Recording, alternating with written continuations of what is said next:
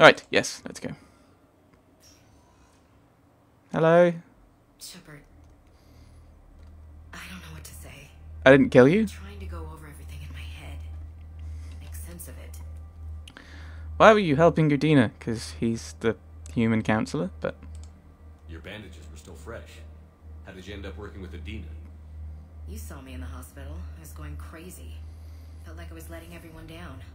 When Udina offered to make me a Spectre, I thought it was a chance to do some good. I couldn't just sit back and watch either. Yeah. But it sure turned into a mess. We're lucky it shouldn't have happened. We're lucky that what happened? It shouldn't... What shouldn't have happened? I don't know. The mess? The mess shouldn't have happened. I never wanted to put you in that situation. We're on the same side. I can't believe it came to that. We were so close to... But we didn't. Ash, it's okay. We figured it out. We stopped Udina and got to walk away.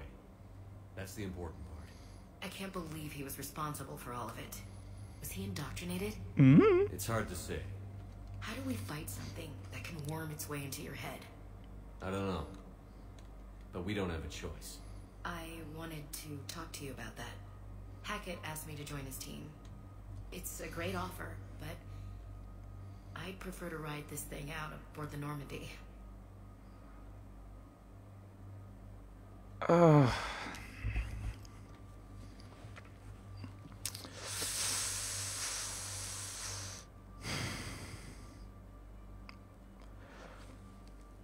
Stop it, Brain. Stop it. No, my brain just went. If she goes with Hackett, she'll probably like go into war asset pool and we'll get extra war asset points.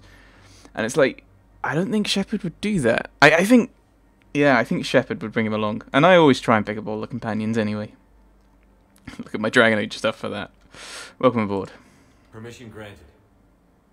Couldn't do this without you. I'll grab my gear. And Ash, Yeah? it's good to have you back. Yes, sir. She's Lieutenant Commander, so that probably makes us arguably... Hello. Shepard, I got Anderson patched in. I was just getting him up to speed. Udina? That SOB was always power hungry. But this? He wasn't in charge. Cerberus was just using him to take control of the Citadel. What the hell for? I don't know. Not yet. Could have been a lot worse. Shepard stopped the assassination attempt on Counselor Valorn. Kai Lang. What? Your assassin. I'll have Hackett send you my reports on him. I was just thinking, why would they want the Citadel? But that's like a massive mass relay thing. Which probably make it... Because that's... No, how would that work? Because that was... No, that was a mass relay back to where the Reapers were. But they came in a different way? Maybe there's more Reapers waiting? I don't know. You know Kai Lang? I take it you two have met. Keely Sanders and I had our share of run-ins with him. I shot him in both legs once. Thought that might be the end of him. But it should have begun on Omega. That's Even good. Stronger. Elusive man patch him up? That'd be my guess. Given what they were able to do with you and Grayson. It's a safe bet Lang's even more dangerous now. Okay, thanks for the intel. I'll take whatever advantage I can get against these bastards. Their attempts may have had at least one unintended side effect. I received word from the Asari counselor. They're requesting an update on the Crucible. Lang has them scared. Enough to send help? Yes, the Asari and Solarians are both throwing in their support now. How's your progress on the Crucible? Good. Our estimates suggest we've completed nearly 50% of the known work. So quickly? Once decoded, the schematics are designed in such a way that allows our scientists to easily translate the information. It's not Prothean specific. Are we any closer to understanding how to use it? That's still open for debate. Utilized in the right fashion, our scientists are convinced it can generate enough energy to destroy the Reapers. The question is, how will it dispense the energy? And in what form? You mean, how do you stop it from wiping us all out? Exactly. We think the catalyst is the key to determining how to focus its energy, how to direct its energy at the Reapers alone. I'm working on that. You'll find the answers, Shepard. I'll send you an update on the schematics. And in the meantime, make sure there's an Earth left to come back to. I won't let you down. You've always trusted me. I won't let you down. We're still in this. The gods of war haven't given up on us yet. Good luck, both of you. Anderson out. Commander, the Tyrian fleet is stretched thin. We need more support ships. And the quarians are willing to talk. Understood, sir. I'll look into it. Be careful. We've got reports of instability along the Geth border. Hack it out.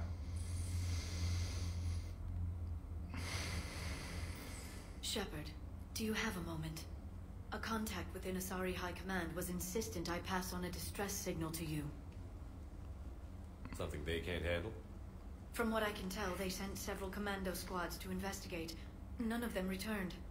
They didn't ask me directly, but I think High Command is hoping you might help. What's your take on this? That they wouldn't ask for help if it wasn't important. The colony's coordinates are on the galaxy map. I'll try to figure out what's going on. Oh dear.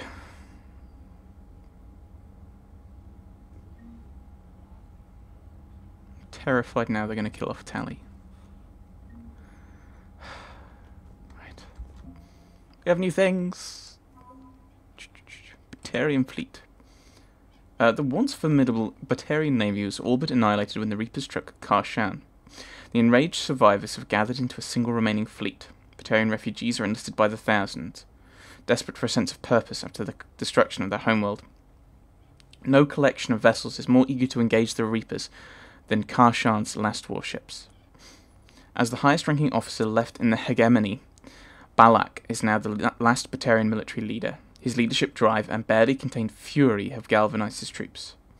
While Balak bears a deep hatred for the Alliance, he would do anything to save his people and has grudgingly joined forces with humanity to stop the Reapers. Batarian refugees are rallying around the Pillars of Strength, finding courage in this sacred, ancient artifact's recovery. Citadel Security Force. Done that. Warning people. Oh, right. Doctors at Huerta Memorial Hospital were discouraged by the failure to prevent the suicide of an Asari commander. Shouldn't have given the gun.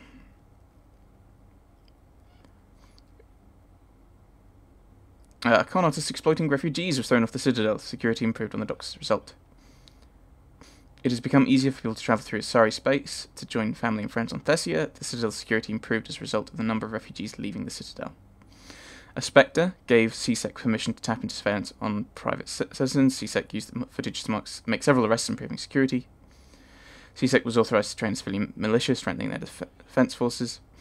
Housing was found, yes. CSEC is focusing on smaller crimes and misdemeanors. This has spread their forces thin, decreasing efficiency while dealing with larger threats. After reassurance that keeping money in the bank is critical to war effort, Volus merchants are making donations to relief efforts and defense forces in the Citadel. Schematics recovered by Commander Shepard are helping CSEC easily locate and shut down active turrets left by Cerberus on the Citadel. The Book of Plenex declares that every Volus must aid those in need during times of war. News of the book's recovery inspired many Volus citizens to donate generous amounts to Citadel charities and defense funds. Sorry. Whoa! Asari science team. Many respected Asari scientists have used their long lifespans to become leading experts in their fields.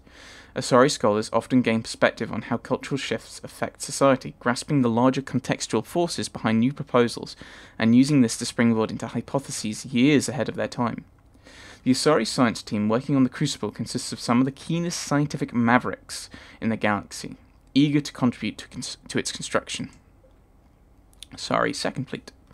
The Asari Second Fleet is largely composed of frigates and fighters, embodying the Asari's hit-and-run mindset with a nimble swarm rather than a slower collection of vessels.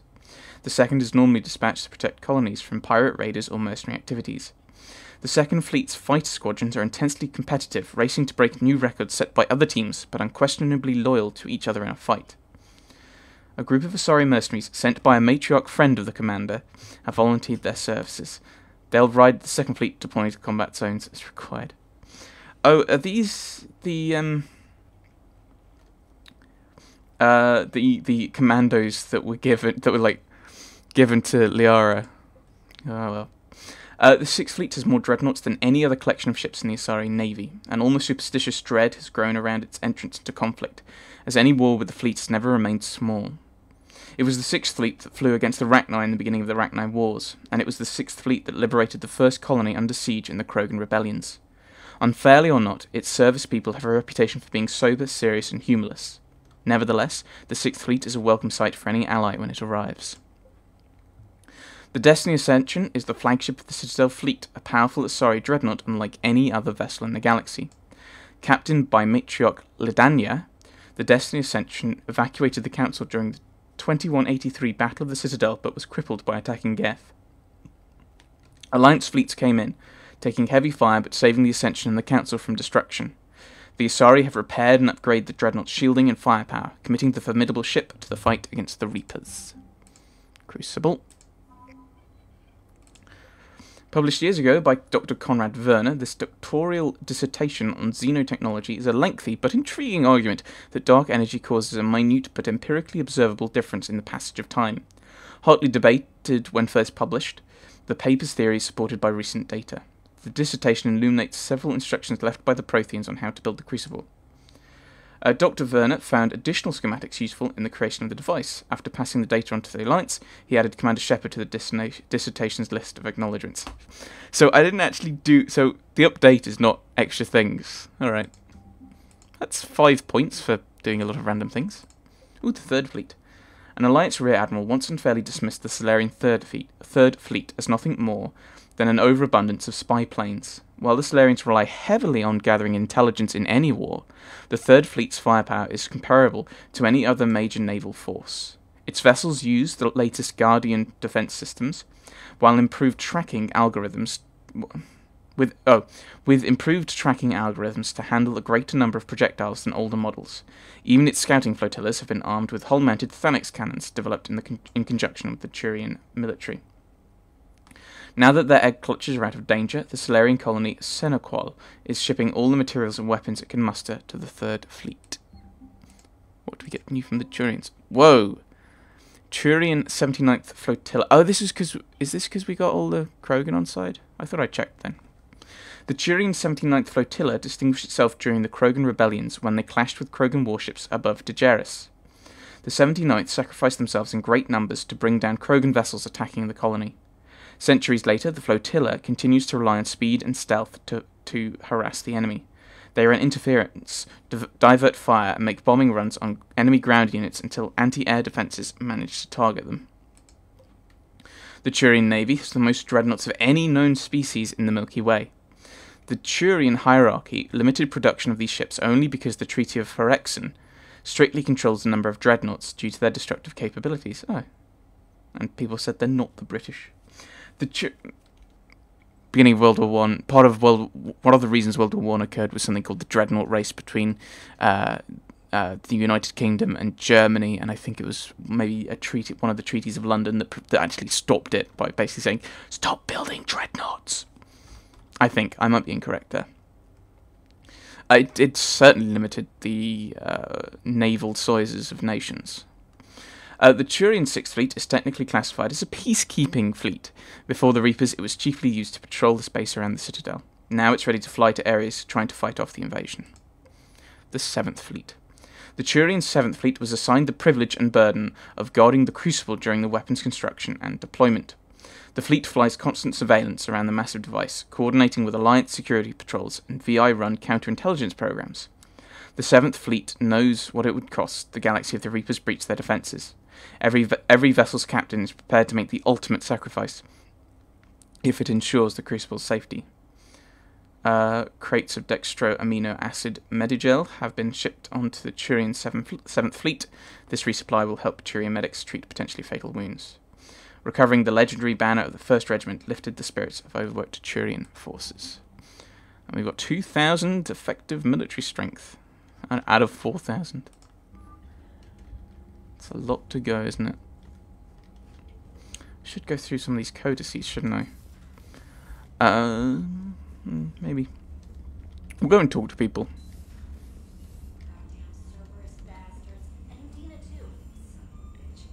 That's crap. Udina made a deal with the devil. He got what he deserved. Right. Commander, I've got a lead on Ooh. something interesting. Have you got a minute? Yes, I do. Commander, I found something you need to see. What have you got? A group of Cerberus scientists cut ties and fled. Perhaps they finally realized they were on the wrong side. We don't know what they were researching, but they were among the Elusive Man's top scientists. They could help build the Crucible. Yeah, if they've got cut ties with Cerberus. Maybe we could recruit them. Lots of Cerberus people think they're doing the right thing. I know I did. And you were right, Commander. Whatever crimes Cerberus is committing now, I was on Horizon when the Collectors attacked. Really? You'll recall I mentioned growing up in the Terminus systems. I was visiting my family at home.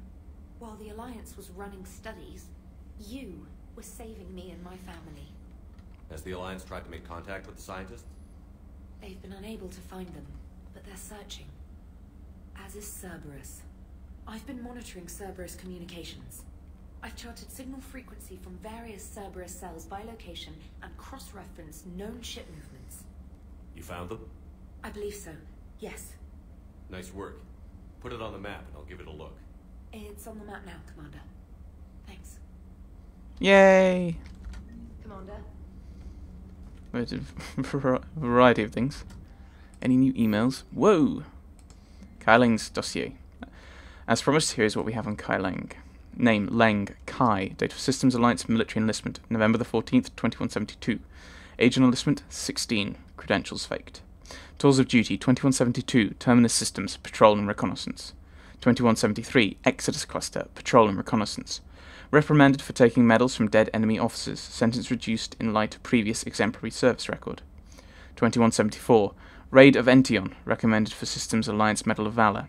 2175. Kite's Nest, Tactical Reconnaissance, accepted into Interplanetary Combatives Academy. 2176. Received N7 designation from Interplanetary Combatives Academy. 2176. Dishonorably discharged and imprisoned after charge of first-degree murder. Cerberus activities. Intel on Kai Leng's activities after joining Cerberus is spotty. What is known is that the Elusive Man arranged for Leng's escape from prison, employing him as an operative for the next 10 years. Leng is now believed to be the Elusive Man's most trusted agent, working as an infiltrator and assassin. His cybernetic modifications appear to include Cerberus's Phantom-class implants. Got a minute. Just wondering if you've got some time in the near future. Nothing critical, just wanted to chat. Okay. Derlesh Mole from Adrian Victus. Commander Shepard. Cerberus just ambushed a Turian cruiser full of high-ranking hierarchy officials. The cruiser managed to escape, but its location was top secret. Cerberus couldn't have known that ship without inside information, and the only other person who knew the cruiser's position was Volus Ambassador Din Korlak. I've heard ugly rumours of a bounty out for his head. My advisors insist I can't bring these accusations against Korlak myself. I admit they're right. The Turian and Volus economies are tightly intertwined, and now isn't the time for the political crisis that would result. But the security of our fleet is at stake.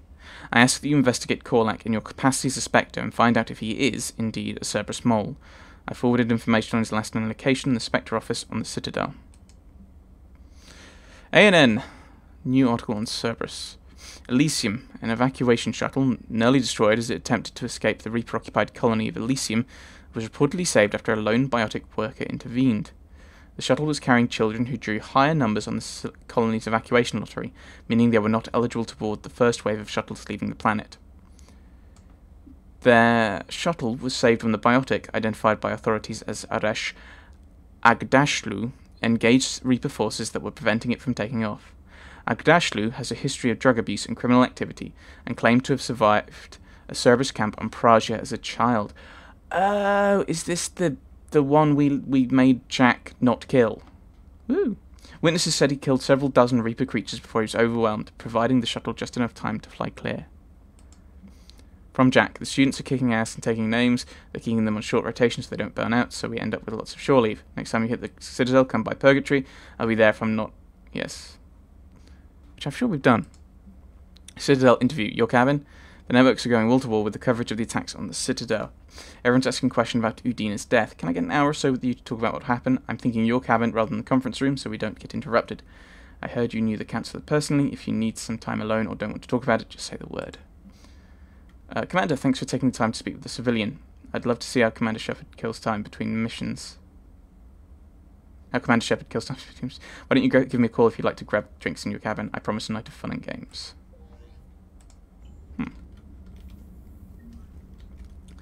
Let's try and talk with Joker. Quick saving is important to remember.